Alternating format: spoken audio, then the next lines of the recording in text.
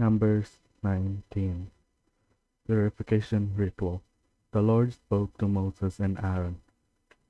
This is the legal statute that the Lord has commanded.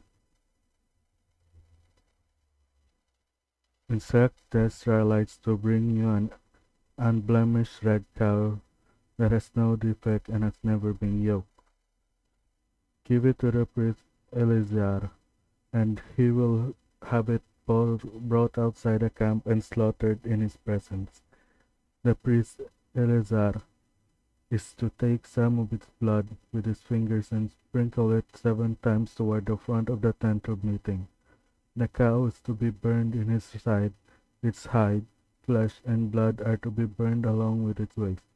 The priest is to take cedar wood, hyssop, and crimson yarn and throw them into the fire where the cow is burning. Then the priest must wash his clothes and bathe his body in water. After that he may enter the camp, but he will remain ceremonially unclean until evening. The one who burned the cow must also wash his clothes and bathe his body in water, and he will remain unclean until evening. A man who is clean is to gather up the cow's ashes and deposit them outside the camp in a ceremonially clean place. The ashes will be kept by the Israelites community for preparing the water to remove impurity. It's a sin offering. Then the one who gathers up the cow's ashes must wash his clothes and will remain unclean until evening. This is a permanent statute for the Israelites and for the alien who resides among them. The person who touches any human corpse will be unclean for 7 days. He is to purify himself with the water on the 3rd day and the 7th day.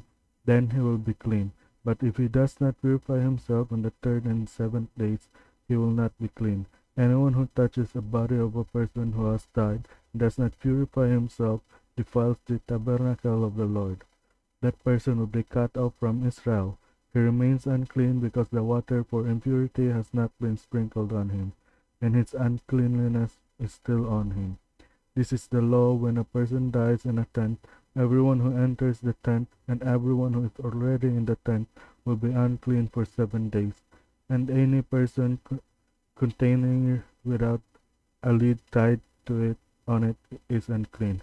Anyone in the open field who touches a person who has been killed by the sword or has died, or who even touches a human bone or a grave, will be unclean for 7 days. For the purification of the unclean person, you are to take some of the ashes of the burnt sin offering, put them in a jar, and add fresh water to them.